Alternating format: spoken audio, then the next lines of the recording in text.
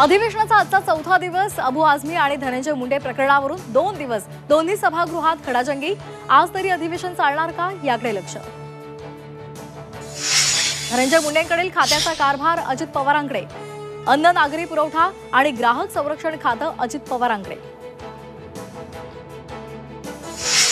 काँग्रेस नेते राहुल गांधी आज मुंबईच्या दौऱ्यावर धारावीमधील नागरिक आणि लघु उद्योजकांशी संवाद साधणार। पुण्यानंतर मुंबई बलात्काराच्या घटनेनं हादरली। जोगेश्वरीमध्ये अल्पवयीन मुलीवर 5 नराधमांचा सामूहिक अत्याचार, 5ही आरोपींना बेड्या ठोकल्या। स्वारगेट बलात्कारातील आरोपी दत्ता गाडे पोलिसांच्या वेशात फिरत असल्याची धक्कादायक माहिती उघड। पीडित मुलीला आज विशेष सरकारी वकील देणार।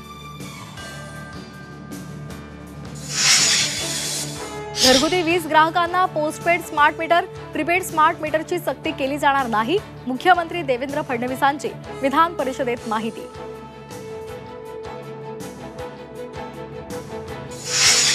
पीएमपीएमएल कडून महिलांसाठी महिला दिनाचं गिफ्ट। महिला दिनी पीएमपीएमएलची मोफत बस सेवा। पुणे पिंपरी चिंचवड शहरातील 13 मार्गांवर मोफत बस सेवा। मुंबई विमानतळावरून 11 कोटींचं ड्रग्ज आणि सोन्याची पावडर जप्त।